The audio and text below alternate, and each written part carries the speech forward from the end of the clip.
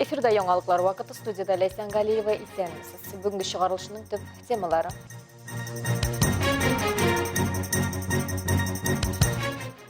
Ознақойның ең үлкен оқытушысына 100 еш.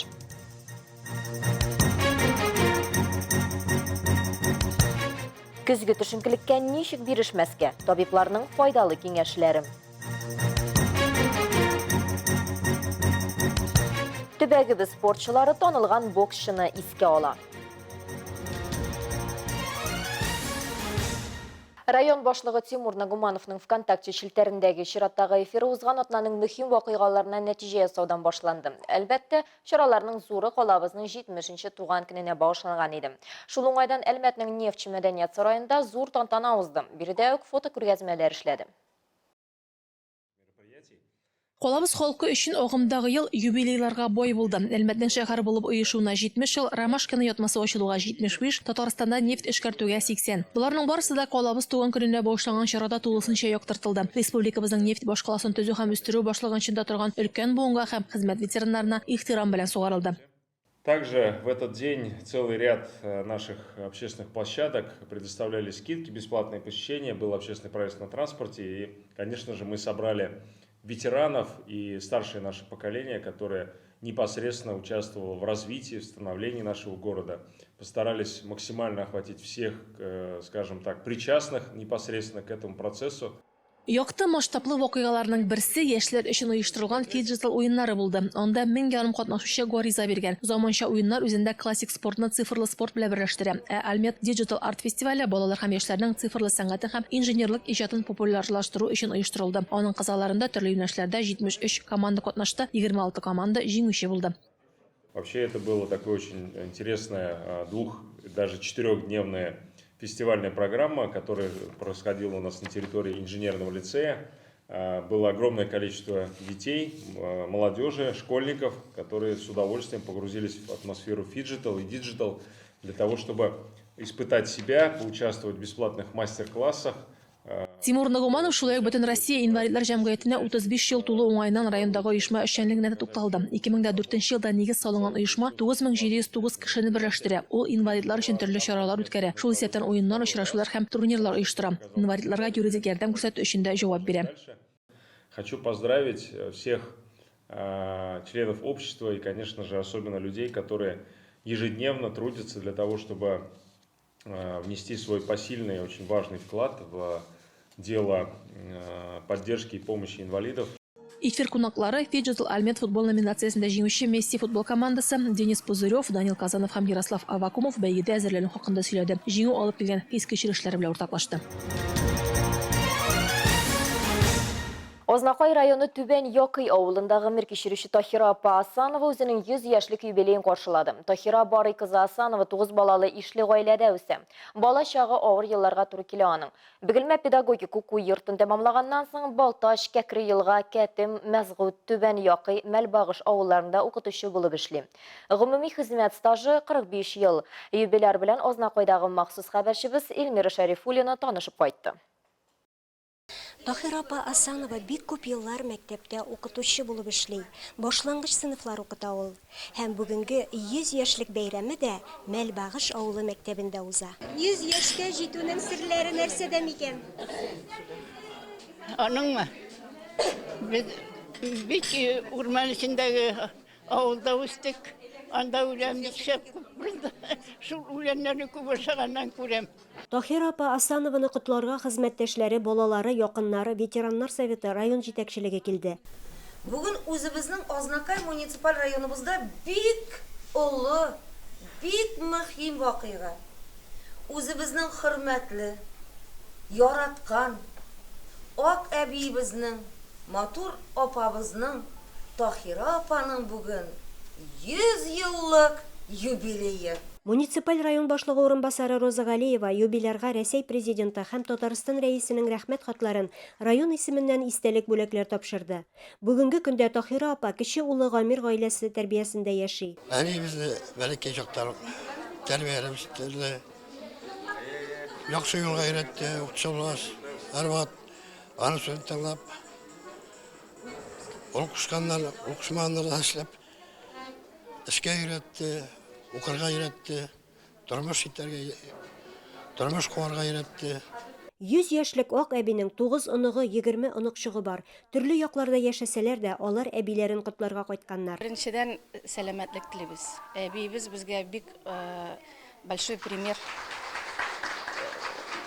Аның 85 яшен көнне минем улым туды. Менә аннарга бүген 15 яшь, 2 юбилей миндә бик зур. Шунарга сәламәтлек, бөтенесенә беренчедән сәламәтлек телим. Безне шатландырып яшәсен әле әбиебез. Бәләкәй чактан мин әби янда булдым. Люция белән без 1 елгылар. 2 әбинең баш җаваслары булгандырмы?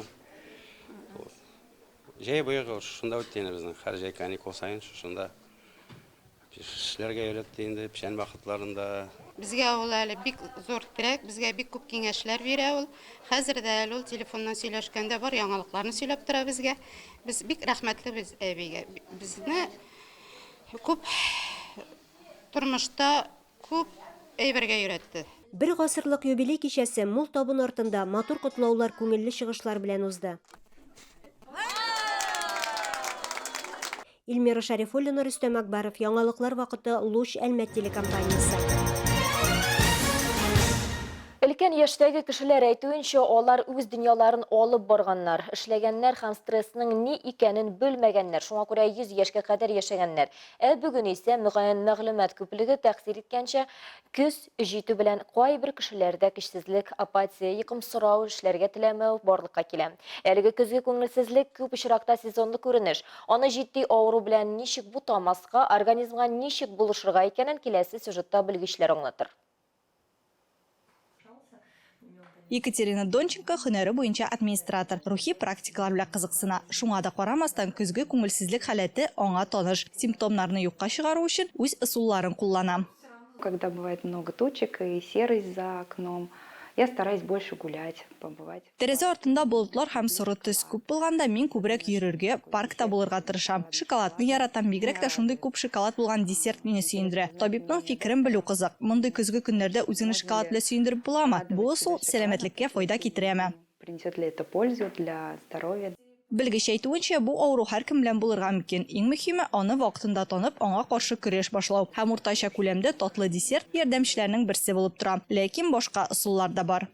В связи с этой перестройкой и выработкой гораздо большего количества мелатонина нас клонит в сон. И через 6 часов после пробуждения нам желательно отдохнуть.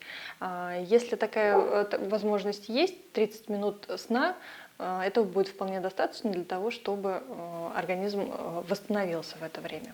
Мелатонин йокы, серотонин уяу вакыт өчен җаваплы. Шуңа күрә организмга серотонин җитештерүне арттырырга булышырга кирәк. Саф һавада йөрергә, кислород күләме күп булсын өчен эш бүлмәсен җилләтергә кирәк. Шулай ук D витамины дәрәҗәсен карау мөһим. Әгәр дә бу халәт озакка сузылса яки ниндидер шикләр туса, әлбәттә диагностика үткәрү һәм тәгаен диагнозны белү өчен белгечкә мөрәҗәгать итәргә кирәк.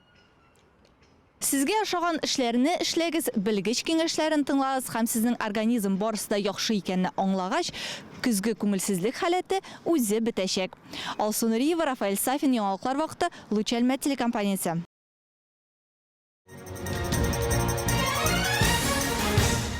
Төбәгебездә халыкара категорияле Хәкимдар Әбдрәшитов Зиннур Зәйнетдин улы истәлегенә бокс буенча турнир узды. Анда республиканың төрле районнарыннан 78 спортчы чыгыш ясады.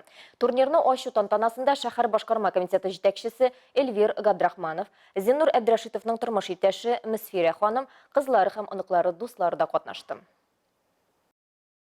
Зиннур Әбдрәшитов 1952 елның 2 октябрендә Башкортстан Республикасы Таллысыза авылында дөньяга килә. Кечкенәдән хезмәт сөючән, гадел, кешелекле була, спортка тартыла. Уфа шәһәрендә яшәп, анда төрле ярышларда катнаша. 70нче елларда ул Азнакайга кайтып төпләнә. Спорт өлкәсендә дә, районның социаль үсешенә дә һәр даим ярдәм итеп килә. Аның истәлегенә багышланган ярышларда катнашучыларны шәһәр башкарма комитеты җитәкчесе Эльвир Габдрахманов сәламләп, спортчыларга уңышлар теләде. Шундай матур шара, бокс үткәрәбез үзебезнең шәһәребездә. Монда инде безнең 10ннан артык районнан катнашаларны, Оренбургтан да килгәннәр үзебезнең кунакка. Шуңа күрә инде бик зур рәхмәт килгәнегез өчен. Очрашуда шулай ук Зиннур Әбдрәшитовның балалары, тормыш иптәше дә катнашты. Первый раз в школьные годы взял в свои руки и боксерские перчатки. И с тех пор вот он полюбил этот вид спорта, прошел путь от рядового боксера до судьи по боксу международной категории АИВа. Наш папа, Абдрашитов Зинул Занидзинович, остался у нас в памяти как очень светлый, очень добрый, очень сильный и мужественный мужчина. У него всегда было хорошее расположение духа. Он никогда ничего не боялся и был таким смелым, светлым человеком. Ул безнең бик дөрес итеп тәрбия бирде безгә, Аллаһка шөкер. Бөтен җаны тәне белән үзенең эшенә үзен багышлады. Азнакай, Баулы, Ютазы, Сарман, Жәлил, Бөгелмә, Нурлат, Туймазы, Оренбург өлкәсеннән килгән боксчыларны җанатарларда җылы каршы алды. Балалар белән шөгыльләнәбез, спорт белән, развивать итәбез үзебезнең вид спорты. Балаларга бик ошый, Аллаһка шөкер. Хәзерге вакытта балалар күп йөри, 100дән артык 3 группа. Ярышларның икенче көнендә җиңүчеләр билгеләнеп, бүләкләр, медальләр тапшырылды.